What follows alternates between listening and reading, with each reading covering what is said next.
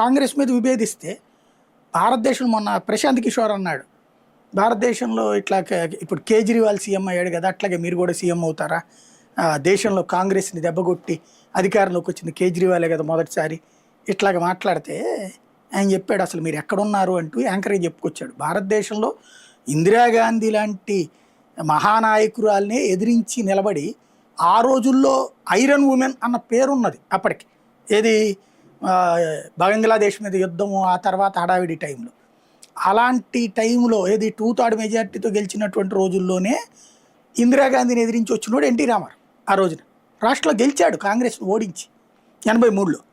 దానికి ఆవిడ అహంకారంతో ఆ ఎన్టీ రామారావుని పడగొట్టించింది నాదెళ్ల భాస్కరరావుని పెట్టి.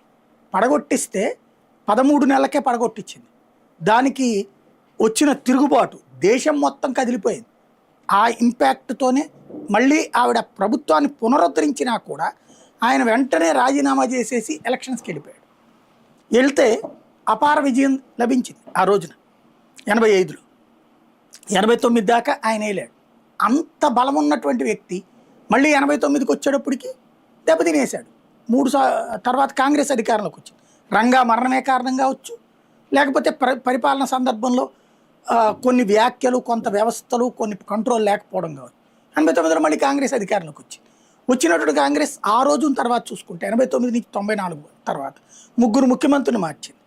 ఆ ఇంపాక్ట్ ఏమైంది? ఇప్పుడు వాళ్ళని ఇంజనీరింగ్ కాలేజీలు అడ్డదిడ్డంగా ఇచ్చారు.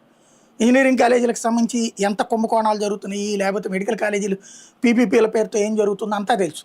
ఆ రోజున మెడికల్ కాలేజీలకు, ప్రైవేట్ మెడికల్ కాలేజీలకు అనుమతి ఇవ్వడమే కుంభకోణం అని నేదురుమల్లి జనార్దన్ రెడ్డి దించేశారు. గుర్తుందే? ఇవాళ పీపీపీ కింద ప్రభుత్వ సొమ్ముతో ఇచ్చేస్తున్నారు.